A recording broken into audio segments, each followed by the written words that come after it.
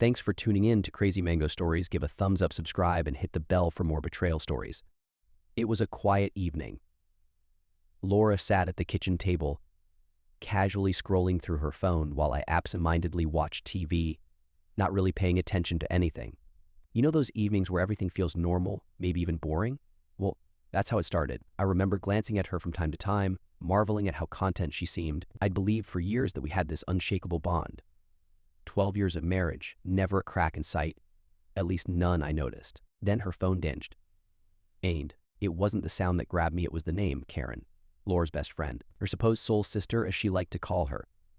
I never minded Karen being around. She'd been in Laura's life long before I came into the picture, so it seemed harmless. But something about the way Laura's face lit up when she saw the message made my stomach churn just a bit. I ignored it at first, convincing myself I was being paranoid. A few more minutes passed and the dings kept coming, rapid fire, one after the other. Now, that was odd. Laura was usually the type to mute her phone if we were having a quiet evening, so why wasn't she stopping the noise? And why did she keep smiling at the screen like it held the secret to life? Curiosity took over. I leaned over, pretending to stretch, just to catch a glimpse of what had her so captivated. The brief flash I saw was enough to send a jolt through me, a string of heart emojis followed by "I love you" from Karen. At first, I tried to rationalize it. Maybe it's a joke, I told myself. Friends say I love you all the time, right? But deep down, something gnawed at me. Why was Laura blushing? Why was she holding her phone so close, trying to hide it from view like some teenager sneaking texts past curfew? I kept telling myself not to overreact, that I was blowing things out of proportion, but I couldn't shake the feeling that something was off. The more I thought about it, the more I realized how often Karen had been around, always at the house, always laughing with Laura, always whispering in a corner where I couldn't quite hear them. I decided to let it slide for the moment. The next day, I woke up with a sense of dread. Laura had left early for work, so I had the house to myself. Her phone was still sitting on the nightstand, and the temptation was there, gnawing at me like a devil on my shoulder. And I don't know what came over me, but I grabbed her phone. Unlocked at our anniversary date was her passcode. How romantic, and I scrolled straight to the conversation with Karen. And there it was, laid out in front of me like a punch to the gut. The texts weren't some innocent, friendly exchange. They were intimate, detailed confessions of love and longing. Karen had been in love with Laura for years, and Laura, my wife, my partner of 12 damn years, had reciprocated. She had always loved Karen. I kept scrolling, my hands shaking, reading confessions about how their feelings had blossomed long before I even met Laura, and how I had just been, what was it Karen said? A perfect cover. A cover. That's what I was. Not a husband, not a partner, just a convenient facade for Laura to hide behind while she carried on with Karen. My world crashed down around me in that moment. Every memory I had with Laura suddenly felt tainted, dirty. Our wedding day, the way she smiled at me, the way she held my hand. All of it a lie. I sat there for what felt like hours just staring at the screen. The words burned into my brain. You're the only one I've ever truly loved. How could she sit there day after day, playing the part of the loving wife while secretly loving someone else? The front door clicked open. I froze, dropping the phone back on the nightstand like it had burned me. Laura walked in carrying groceries, humming some tune like everything was fine. For a split second, I thought about confronting her right then and there, but I couldn't, not yet. I needed to process this, figure out how I was going to handle the truth I just uncovered. But I knew one thing for certain. This wasn't going to end peacefully. That evening, I couldn't keep my eyes off her. Every little thing she did irritated me now. The way she smiled, the way she flicked her hair back, even the way she chewed her food. Everything felt fake. All I could see was that text thread, those words she had written to Karen, and the rage started building inside me. It wasn't just anger, it was something deeper, darker. A sense of betrayal that cut to my core. I decided I wasn't going to play the fool anymore. I waited until she was done with dinner, cleaning up the plates, before I calmly said, "Who's Karen?"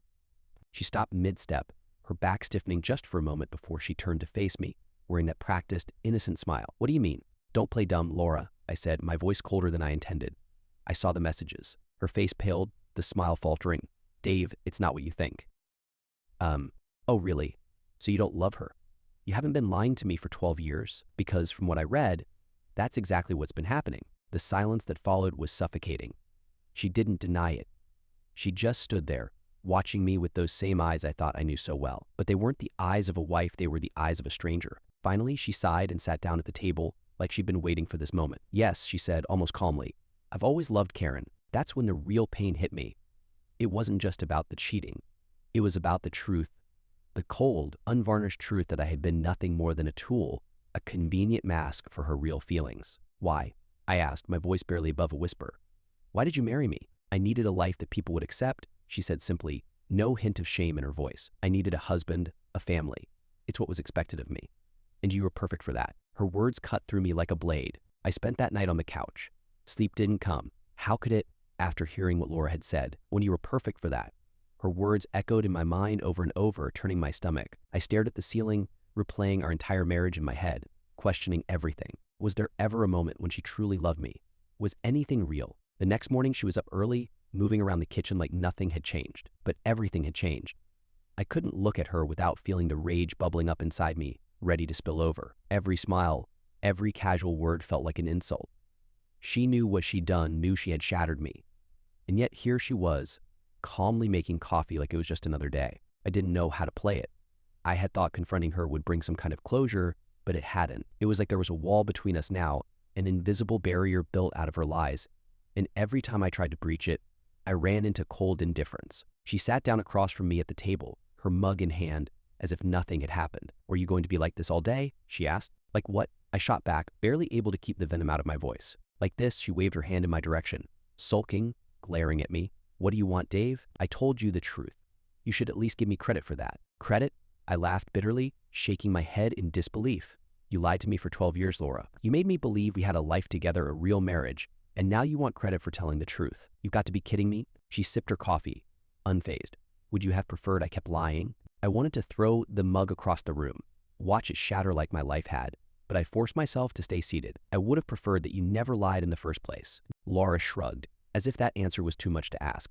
It's not that simple, Dave. Not that simple. My voice rose, but I didn't care. What's not simple about it, Laura? You married me.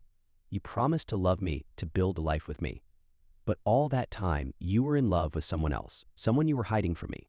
How the hell is that not simple? Her eyes finally met mine, but there was no guilt there, no remorse. You wouldn't understand. Try me. She sighed, setting her mug down as if she were about to explain something complicated to a child. Look, I didn't ask to fall in love with Karen. It just happened. We were close long before you came into the picture, and I thought I could move past it, live a normal life. Everyone expected me to get married, have kids, settle down. That's what people do, right? So I married you. I could feel the rage rising again, hotter this time. You used me. I did what I had to do. Her calmness, her utter lack of emotion was maddening. It was like I was yelling at a wall. No, worse, a wall would have at least echoed back something. She just sat there, staring at me like I was the one who had done something wrong. So what now? I asked, my voice hard. You're done with me. Now that I know the truth, do you just walk away? Laura leaned back in her chair, crossing her arms. What do you want me to say, Dave? I don't know what's next. Do you want me to apologize? I'm not going to. I don't regret loving Karen. I'm not asking you to apologize for that, I snapped. I'm asking you to apologize for lying to me, for making me believe that we had something real when all I was to you was a cover. She tilted her head as if considering the idea. Maybe I shouldn't have married you. Maybe I should have just run away with Karen from the beginning. Then why didn't you? Her eyes darkened, and for the first time I saw a flicker of something other than indifference. Because Karen didn't want that life either. She couldn't handle the pressure, the judgment. It was easier this way. We both had to play the roles we were expected to play. I shook my head, trying to make sense of it. So you're telling me that both of you decided to keep this hidden from everyone, to live these fake lives just because you were scared of what people might think? She didn't answer. She didn't need to. The silence said it all. For a long time we just sat there, the tension thick between us. I felt like a caged animal, desperate to break free but not knowing where to go. Every word she said was another twist of the knife, driving it deeper into the wound. Dave, I don't know what you want me to say. She finally broke the silence. I've made my choices. I can't undo them. Do you even want to? I asked, my voice quiet now, drained of all the anger. So Laura looked at me, and for the first time I saw a crack in her armor. Her eyes softened just a little. I don't know. 2 years ago, that was it. That was all I needed to hear. I can't do this anymore, I said, standing up from the table. I can't live like this, knowing that everything we built was a lie. I don't care what you and Karen want, but I'm not going to sit here and pretend this didn't happen. She didn't stop me as I walked out of the room, didn't even call after me. I grabbed my keys and left the house, needing to get away from her, from the memories, from everything. As I drove aimlessly through the city, my thoughts were spinning out of control. 12 years. 12 years of being a placeholder in someone else's life. I slammed my fist on the steering wheel, the rage finally boiling over. I had no idea where I was going or what I was going to do, but I knew one thing for sure: I wasn't going back to that house. Not now. Not ever. I didn't go back that night. Hell, I didn't even know where I was driving. My mind was running in circles, replaying the same moments, the same gut-punching revelations over and over. Everything I thought I knew about my life, about my marriage, had been shattered in an instant. I couldn't stay in that house. Not with her. I couldn't breathe around her, knowing that every word she said, every promise she'd made over the last 12 years, was just part of some twisted play. At some point, I found myself parked outside an old bar on the edge of town. I hadn't been there in years, not since my younger days before marriage and mortgages. It was one of those dingy places where no one asked questions, and the lights were kept dim enough to mask whatever you didn't want to see. Perfect. I walked in, and the familiar smell of stale beer and cheap cologne hit me like a wave of nostalgia. It was a dive, but it was what I needed. A place to disappear for a few hours, drown myself in alcohol, and maybe, just maybe, forget for a little while. The bartender gave me a nod as I sat down. "Whiskey," I muttered, not bothering to look at the drink menu. I needed something strong, something that would numb the ache in my chest. He poured me a glass and I downed it in one go, the burn in my throat barely registering. I ordered another. And as I sat there, staring at the amber liquid in my glass, I tried to make sense of it all.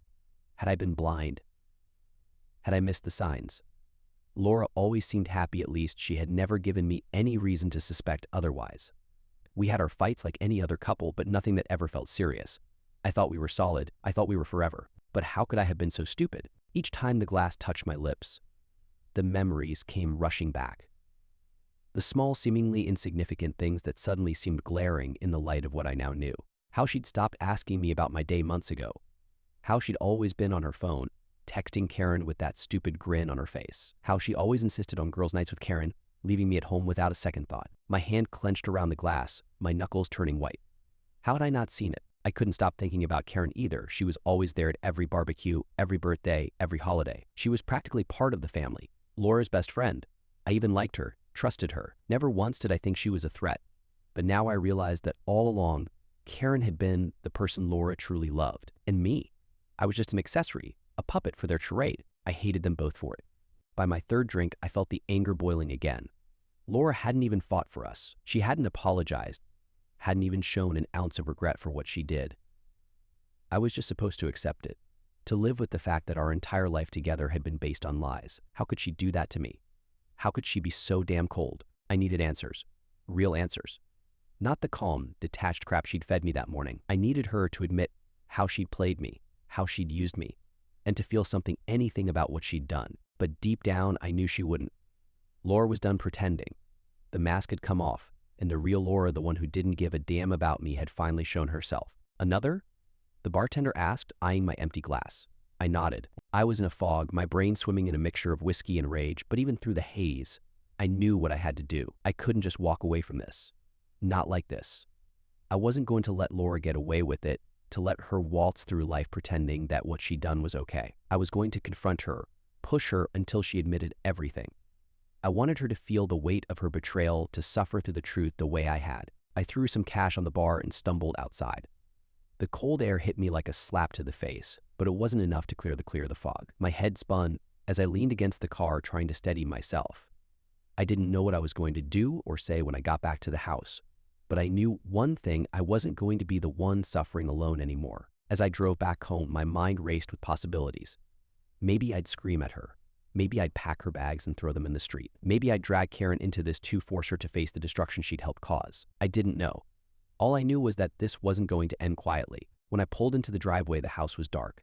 It was late, but I knew she was awake. She was always awake, up late watching some dumb reality show or scrolling through her phone. I sat in the car for a moment, gripping the steering wheel, trying to calm myself down, but it wasn't working. The rage was too much. I slammed the car door shut and stormed up to the front door, my fists clenched. The second I stepped inside, I knew I couldn't hold back anymore. I wasn't going to be the calm, collected husband. Not this time. Laura was sitting on the couch, her legs tucked under her, watching TV. She barely glanced up when I walked in. "You're back late," she said, her tone casual, as if we hadn't just ripped our lives apart that morning. I stood there staring at her, my chest heaving. How could she be so indifferent? How could she sit there, knowing what she'd done, and act like it didn't matter? "Laura," I said, my voice trembling with anger. She finally looked up and her eyes met mine. There was a flicker of something there, fear, maybe, but it was gone as quickly as it came. What? She asked, her tone sharp. I took a step closer, my hands shaking at my sides. We're not done with this.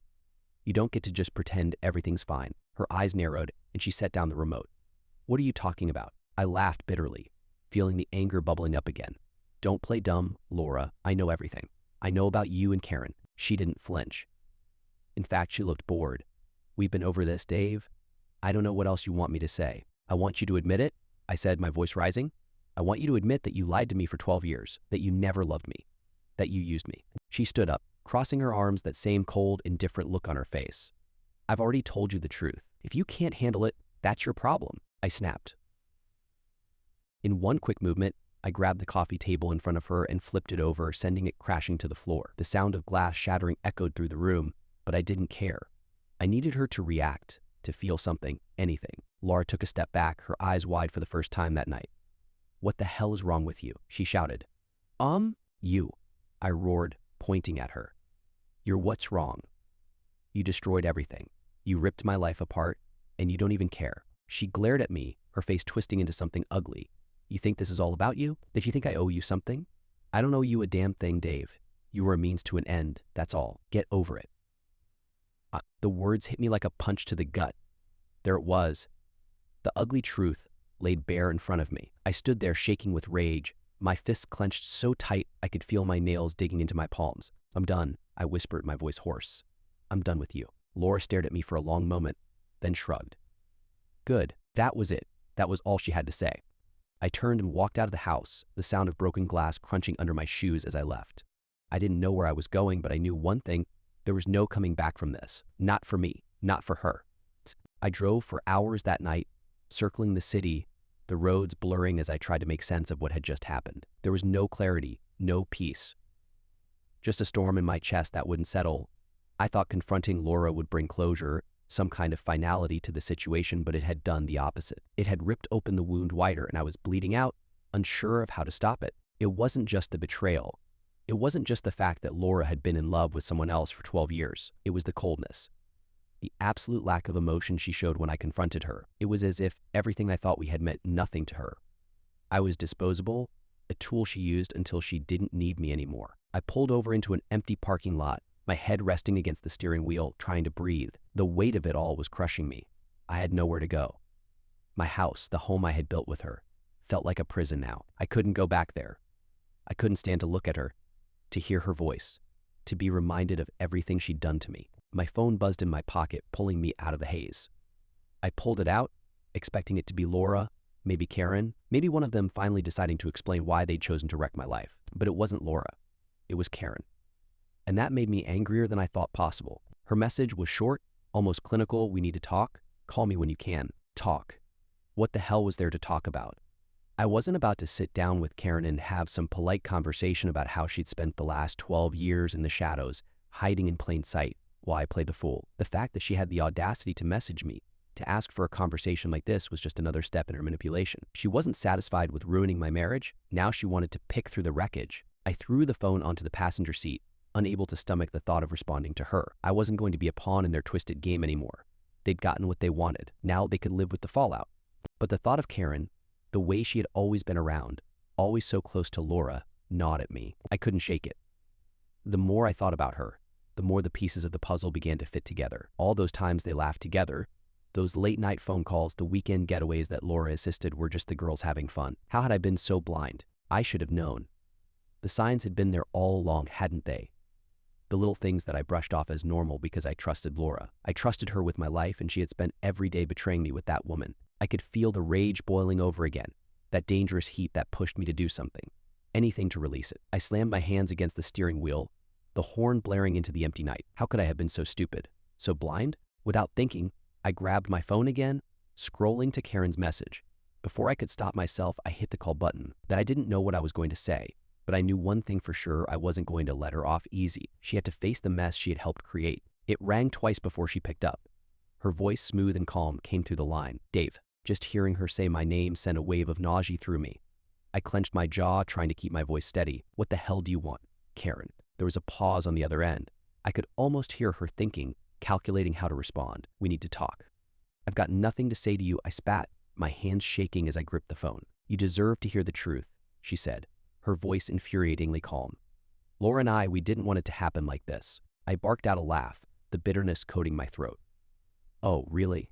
And how did you want it to happen, Karen? You wanted me to just quietly fade into the background while you two carried on your little affair. Was that the plan?"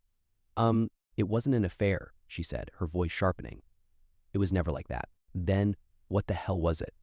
I demanded, my voice rising. "Because from where I'm standing, it looks like you both lied to me for over a decade." "It's complicated, Dave," Karen sighed, and I could hear the frustration in her voice. "Laura was in love with me long before she married you. We thought we could move on. But don't you dare try to justify this to me," I interrupted, my blood boiling. "You used me. Both of you used me.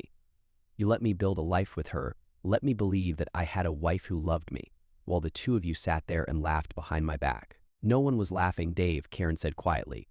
"It wasn't like that." "Then what was it like? Karen, please enlighten me." There was silence on the other end for a moment, and when she finally spoke again, her voice was softer, almost regretful. "We never wanted to hurt you." "Well, congratulations," I said bitterly. "Mission failed?" Karen sighed, and for a moment, I could almost hear the weight of the situation in her voice. But it didn't matter. Nothing she said would make this better. "Laura cares about you, Dave," she said, her voice low. "She always has." I laughed again, this time louder, more unhinged.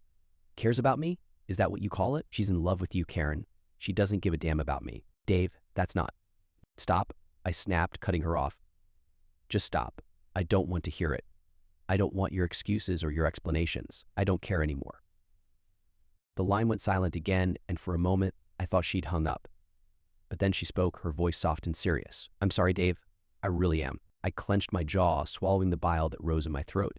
"Sorry doesn't fix this, Karen. I know." So I didn't have anything left to say. There was nothing she could say that would make any of this better. The damage was done. I hung up without another word, tossing the phone onto the seat beside me. The rage was still there, simmering beneath the surface, but now there was something else too, something deeper, darker. A sense of emptiness, of loss. It wasn't just the betrayal that had gutted me, it was the realization that my entire life, everything I had believed in, had been a lie. So I sat there for a long time, staring out into the empty parking lot, trying to figure out what to do next. I had no answers. I had no plan. All I knew was that I couldn't go back to that house. It's not yet. Maybe not ever. I pulled out of the parking lot, driving aimlessly again, lost in the chaos of my own mind. My marriage was over. My life was shattered, and I had no idea how to put the pieces back together. I didn't go home for days.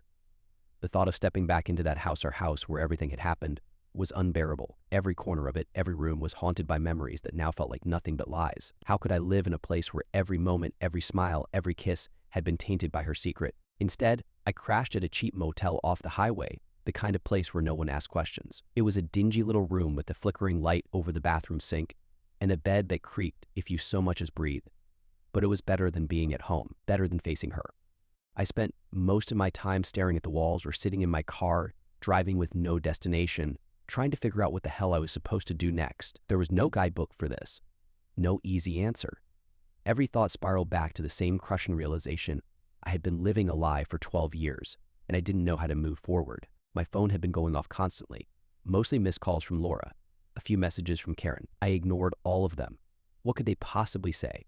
What apology or explanation would make any of this better? I wanted to forget them, erase them both from my life, but I knew that wasn't possible. No matter how hard I tried, I couldn't shake the thought of their betrayal.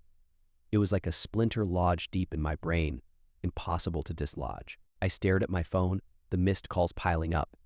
A few were from mutual friends, people who had no idea what was going on. I wondered if Laura had told them anything yet.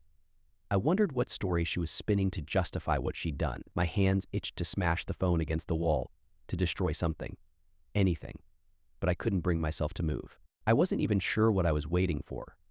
Maybe I was hoping Laura would give up, stop calling, but every time the phone buzzed, a sick part of me wanted to pick it up, wanted to hear her voice, wanted her to try to explain, to say something, anything that would make me feel less like a fool. But I couldn't let her off that easy. I couldn't let her worm her way out of this. Not this time. After 4 days of silence, the phone buzzed again. Another call from Laura. I didn't want to answer it. I didn't want to hear her voice. But something inside me snapped, and before I could stop myself, I swiped the screen, pressing the phone to my ear. "Dave," she breathed, her voice soft, almost tentative, like she wasn't sure if I'd hang up on her. "Where are you?" "You." I didn't answer right away. The sound of her voice, so familiar, yet so alien now, was like a punch to the gut. I squeezed my eyes shut, trying to hold back the wave of anger that surged through me. Where I should have been a long time ago, I finally muttered, "Away from you." She was silent for a moment, then sighed. "Can we talk? Please. Just talk." "Talk?" I scoffed, gripping the phone tighter. "What is there to talk about, Laura? You lied to me. You used me. For 12 years. What the hell is there left to say?" "Dave, Don't." I cut her off, my voice sharper than I intended. "Just don't. I've heard enough excuses. I don't want to hear you explain why it was okay to treat me like some backup plan. I didn't." You did," I growled, pacing the small room, my hand running through my hair in frustration. "You married me, knowing you didn't love me, knowing you loved her. And you let me believe that we had a real marriage." "I didn't mean for it to be like this," she said, her voice trembling now, like she was on the verge of breaking. "Good, I tried, Dave. I tried to love you. I thought maybe I could move past it, that maybe we could build something real." "Real?" I laughed bitterly, stopping in my tracks. "You don't get to use that word, Laura. Nothing about us was real. It was all a lie." Silence. It stretched between us, heavy and suffocating. I could hear her breathing on the other end, could almost picture her sitting there, probably in her living room, trying to figure out what to say. But there was nothing she could say to fix this. "I'm sorry," she whispered after a long pause. "I never wanted to hurt you." "Well, you did," I snapped, my voice hoarse. "You destroyed me." Her breath hitched, and for a moment, I thought she might cry. But then she spoke, her voice steadier this time. "I know I can't fix this. I know I can't take back what I did, but I need you to know that I never stopped caring about you, Dave. I didn't use you. I didn't marry you to hurt you." I swallowed the lump in my throat, my fingers gripping the phone so hard I thought it might break. "Then why?" She hesitated, and when she finally spoke, her voice was barely above a whisper. "I was scared. Of what people would think. Of losing Karen. I thought if I married you, if I did what was expected of me, I could make everyone happy, that I could make myself happy. But I was wrong. That's the understatement of the century," I muttered. "I did care about you, Dave," she insisted, her voice shaking now. "I still do. I don't know how to fix this." "You can't," I said flatly. "You can't fix this, Laura. There's no going back." There was a long, painful pause before she spoke again. "What do you want me to do?" I let out a bitter laugh. What I want, Laura, is for you to have never lied to me in the first place. I want you to have been honest for once in your damn life." "I didn't know how," she cried, her voice breaking. "I didn't know how to tell you how to face it. I was scared, Dave. I was scared of losing everything." "You already did," I said quietly. "You lost me." The silence that followed was deafening. I could hear her breathing, could almost feel the weight of the words sinking in. But I wasn't going to comfort her. I wasn't going to make this easier for her. "I'm filing for divorce," I said, my voice cold and final. "There's nothing left to talk about." I heard her sharp intake of breath, but she didn't protest. She didn't beg me to stay. Maybe she knew it was pointless. Maybe she had already resigned herself to the fact that this was how it was going to end. "Okay," she whispered, her voice barely audible. "If that's what you want." "It's not what I want," I said, my voice hardening. "It's what I need." The call ended with a quiet click, and for a moment, I just stood there, staring at the phone in my hand, my heart pounding in my chest. It was done. It was over. It was over. I thought I'd feel relief. I thought cutting her off, ending the nightmare, would make me feel lighter, but it didn't. The weight was still there, pressing down on me, suffocating me. I threw the phone onto the bed, sinking down into the chair by the window. The divorce was inevitable, but it wasn't going to be clean. It wasn't going to be easy. The fallout was just beginning, and as much as I wanted to wash my hands of Laura and Karen, I knew this was only the start of the unraveling. I stared out the window at the dark, empty highway, wondering how the hell I was going to survive the aftermath. The days following that phone call with Laura were a blur. The motel room felt more like a cage now, the four walls closing in on me, suffocating me. I couldn't escape the memories, couldn't shake the image of her face, the coldness in her eyes when she had confessed everything. I kept replaying our last conversation, every word stabbing deeper than the last. The rage would come in waves, but it was always followed by a crushing emptiness. I'd made the decision to divorce her, but somehow that didn't bring the closure I'd hoped for. There was no relief, no sense of finality. It was like I was trapped in a nightmare I couldn't wake up from. And no matter how many times I told myself it was over, the pain lingered. Every time I closed my eyes, I could see her with Karen, could picture the lies that had poisoned every single moment of our marriage. But I couldn't hide in that motel room forever. At some point, I had to face the reality of it all, had to go back and confront the mess that was now my life. There was still the house, the finances, the logistics of separating 12 years of life built together, even if it was all a lie. I hated the thought of going back there, of stepping into that place filled with memories that no longer meant anything. But I knew I had no choice. On the 5th day, I finally left the motel and drove back to the house. The drive felt longer than usual, the weight of what I was about to face pressing down on me with every mile. I tried to prepare myself, tried to build up some kind of emotional armor, but it was useless. The moment I pulled into the driveway, I felt that familiar anger bubbling up again, hot and uncontrollable. Laura's car was parked out front, which meant she was home. Of course she was home, where else would she be? With Karen. The thought of the two of them together, sitting in our house, laughing about how they had duped me for over a decade, sent a shiver of rage through me. I slammed the car door shut, my fists clenched as I walked toward the front door. I hesitated for just a second before unlocking it, my hand trembling. Then I pushed the door open and stepped inside. The house was quiet, too quiet. I stood there in the entryway for a moment, listening, but there was no sound. No TV, no footsteps, nothing. Just an eerie silence that made the hair on the back of my neck stand up. I took a deep breath and walked into the living room. Laura was sitting on the couch, her legs curled up beneath her, a book in her lap. She looked up when I entered, her face expressionless, as if she'd been expecting me. She didn't say anything, just watched me, waiting. The anger flared again. I wanted to scream at her, to throw something, to demand why she wasn't falling apart the way I was. How could she sit there, so calm, so composed after everything she'd done? "Dave," she said quietly, breaking the silence. I didn't know if he'd come back. I clenched my jaw, fighting to keep my voice steady. "I came to get my things." Her eyes flickered, just for a second, before she nodded. "Okay." I walked past her without another word, heading to the bedroom. Every step I took felt heavy, like I was wading through mud. The bedroom was just as I left it, the bed unmade, my clothes still tossed in the corner from that last night I spent there. It felt like a lifetime ago. I grabbed a duffel bag from the closet and started throwing clothes into it, not bothering to fold anything. And I just wanted to get out of there, to be done with it. The sooner I could leave, the sooner I could start moving on, whatever the hell that meant. But as I packed, I couldn't stop myself from glancing around the room. Every object, every piece of furniture held a memory. The dresser where she kept her jewelry, the mirror where she'd stand in the morning, brushing her hair, the bed where it was all too much. I stopped packing and sat down on the edge of the bed, my head in my hands. How had it all gone so wrong? How had I been so blind? How could I have spent 12 years building a life with someone who didn't even love me? "Dave?" Laura's voice came from the doorway. I didn't look up. I didn't want to see her. "I know this is hard," she said softly. "But I want you to know that I didn't plan for it to end like this." I laughed bitterly, still staring at the floor. "You didn't plan for it to end like this? What exactly did you plan for, Laura? What did you think was going to happen?" She hesitated, and I could hear the guilt creeping into her voice. "I don't know. I didn't think it through." "No," I snapped, finally looking up at her, my eyes blazing with anger. "You didn't think at all. You didn't think about me. You didn't think about what this would do to me, to us. You were selfish, Laura. You've been selfish this entire time." She flinched at my words, her eyes filling with tears. But I didn't care. I didn't care if she cried. I wanted her to feel every ounce of pain that I was feeling, every shred of betrayal. "I'm sorry," she whispered, her voice trembling. "Sorry?" I stood up, my fists clenched at my sides. "Do you think that makes any of this better? Do you think sorry is going to fix what you did?" She didn't respond. She just stood there, tears streaming down her face, her hands shaking. For the first time, I saw her crack. For the first time, she wasn't the composed, detached woman who had coldly admitted to betraying me. She was falling apart, just like I had been, but it didn't matter. It didn't change anything. I turned away from her, throwing more clothes into the bag, my movements jerky and rough. I just needed to get out. I couldn't be there with her anymore. The air felt thick, suffocating, like I was drowning in the weight of everything that had happened. "Dave, please," she choked out, her voice desperate now. "We can figure this out, we can figure—" "No," I interrupted, zipping up the bag and slinging it over my shoulder. "We can't." She was crying openly now, her face a mess of tears and regret. "I don't want to lose you." "You already did," I said coldly, pushing past her as I walked toward the door. I made it halfway down the hallway before her voice stopped me.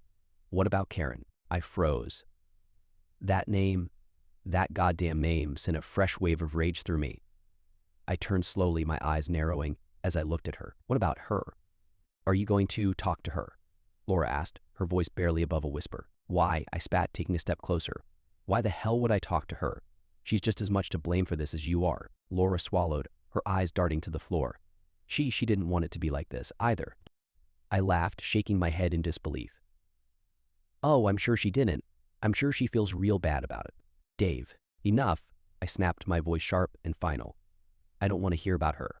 I don't want to hear about how either of you feel. I'm done." I didn't wait for her response. I turned and walked out the door, slamming it behind me. The second I was outside, I felt like I could breathe again. The weight lifted, if only slightly, but the anger was still there, simmering beneath the surface, waiting to explode. I threw the duffel bag into the car and sat behind the wheel, gripping the steering wheel so hard my knuckles turned white. I had to get out of there, away from her, from the house, from everything. As I drove away, my mind raced, and I realized that there was still one loose end I hadn't dealt with. Karen. I needed to see her. I needed to look her in the eyes and tell her exactly what I thought of her. She had been just as complicit in this lie, in this betrayal, and she wasn't going to escape without facing the consequences. My grip tightened on the wheel as I turned onto the highway, heading toward her place. This wasn't over yet. Not by a long shot. I drove to Karen's place, the anger building with every mile. I wasn't even sure what I was going to do when I got there. My head was pounding, my hands gripping the steering wheel so hard I thought it might snap in two. The image of her, the one person I never suspected, hovered in my mind, taunting me. Karen, who I had welcomed into my home, trusted, even liked. The woman who had, for all these years, been secretly pulling the strings, sharing Laura's love while I played the fool. The world outside my car blurred as I sped down the empty streets. It was late and the town was quiet. All I could hear was the hum of the engine and the sound of my ragged breathing. I didn't know what I was going to say to Karen, but I knew I had to confront her. She didn't get to walk away from this unscathed. Not after everything she'd done. It's not after helping Laura destroy our life. When I finally pulled into her driveway, I sat there for a moment, staring at the darkened house. Her car was parked out front, and the lights were on inside. She was home. Good. There was no turning back now. I killed the engine and got out, the cold night air biting at my skin. My heart was pounding, a mixture of anger and something else, something deeper, more dangerous coursing through me. I took a deep breath and walked up to the front door, my footsteps heavy, deliberate. I didn't bother knocking. I pounded on the door, the sound echoing through the quiet street. After what felt like an eternity, the door opened, and there she was. Karen. She looked different than I'd imagined her in my mind these past few days. She wasn't the confident, smiling woman I'd always known. She looked fragile, nervous, like she'd been waiting for this moment, dreading it. "Dave," she said quietly, her voice barely above a whisper. Don't I cut her off, my voice cold. "Don't you dare try to explain." She stepped back, letting the door fall open behind her, but I didn't move. I wasn't about to walk into her house, into her space like we were about to have some civilized conversation. I wanted her to feel as cornered as I did, as trapped. I stood there, staring at her, my hands shaking with barely contained rage. "You're just as guilty as Laura." Karen's face fell, her eyes full of guilt. "I know, I scoffed, taking a step closer. Is that supposed to make this better, Karen? Is that supposed to make me feel like less of a fool?" She shook her head, her eyes filling with tears. "No, it's not.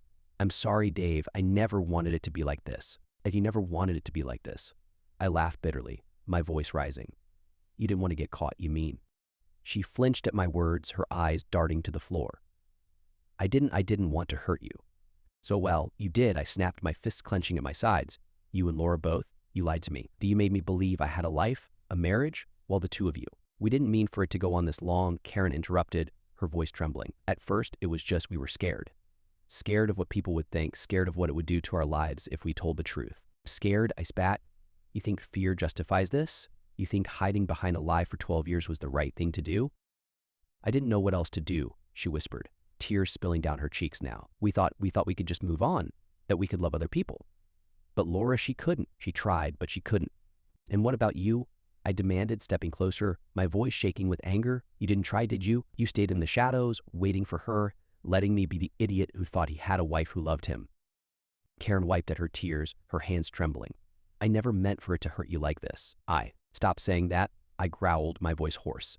"Stop saying you didn't mean for it to hurt me. You knew. You knew what you were doing, and you did it anyway." She broke down then, sobbing into her hands, and for a brief moment, I almost felt something pity, maybe, but it was gone as quickly as it came. Her tears meant nothing to me.